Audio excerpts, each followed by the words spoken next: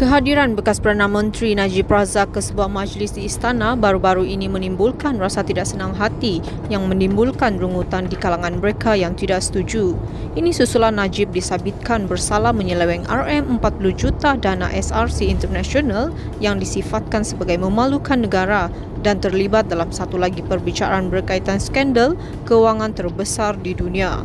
Pada masa sama, Mahkamah Tinggi Kuala Lumpur dijadual menyampaikan keputusannya terhadap kes rasuah isterinya, Rosmah Mansor, berhubung projek tenaga solar hybrid untuk sekolah luar bandar di Sarawak pada Julai 7. Dalam keadaan ini, Ambiga Srinivasan berkata amat dikesali bahawa Yang di-Pertuan Agong Al-Sultan Abdullah Riyatuddin Al-Musafa Billah Shah menyeraikan bekas Perdana Menteri itu sebagai tetamu baginda.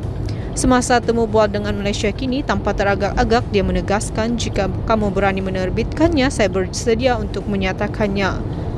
Tanpa menapis kata-katanya, bekas Presiden Badan Peguam Malaysia itu menegaskan bahawa episod ini adalah sebagai tidak menghormati mahkamah.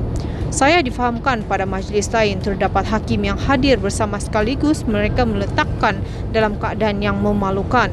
Lagipun mereka itu adalah para hakim, Sri Paduka katanya.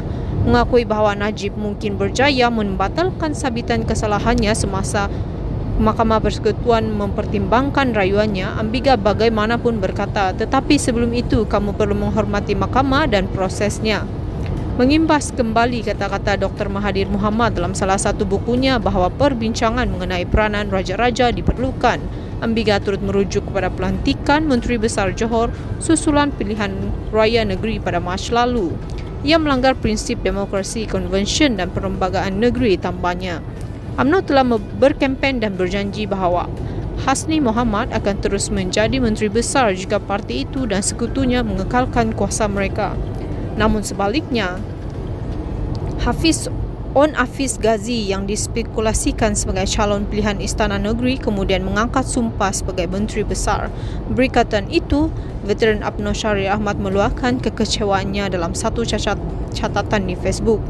Bekas Menteri itu berkata adalah memalukan bahawa Hasni tidak dilantik semula dan UMNO Johor tidak dapat berbuat apa-apa mengenainya. Sementara itu, Ambiga yang juga bekas pengurusi Gerakan Reformasi Pilihan Raya Bersih berkata rakyat sedang memerhatikan apa yang sedang berlaku. Kita tidak seharusnya memandang rendah pandangan rakyat. Mereka memandang rendah perasaan rakyat pada pilihan raya umum ke-14. Mereka tidak nampak betapa kecewanya rakyat. Orang ramai mungkin berdiam diri, sebagian besarnya kerana akta hasutan. Tetapi kamu tidak tahu apa yang mereka fikirkan. Mereka akan bercakap melalui peti undi. Jika kamu terus menaikkan kemarahan mereka, saya fikir mereka sedang lakukan, kamu akan dapat satu keputusan seperti PRU14. Mudah-mudahan, tambahnya. Ambiga turut tidak menolak kemungkinan Najib dan Presiden UMNO Ahmad Zahid Hamidi, seorang lagi pelawat kerap ke kompleks Mahkamah Jalan Duta, Kuala Lumpur, membuat kemunculan semula dalam politik.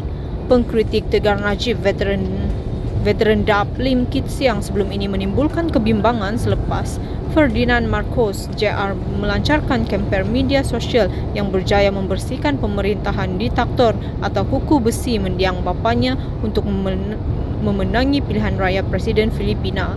Lim memberi amaran bahawa Najib yang telah memanfaatkan pengaruh sosial media mungkin menggunakan kaedah yang sama untuk bangkit semula. Ditanya mengenai perkara itu, Ambiga menjawab mereka mempunyai cara dan wang seperti Ferdinand Marcos Jr. untuk melakukannya. Mereka boleh menulis semula sejarah, itulah kebimbangannya, tetapi masa tidak menjebelahi mereka untuk mengubah sepenuhnya fikiran orang. Pastinya bukan buat mereka yang telah meluat dan marah, tambahnya.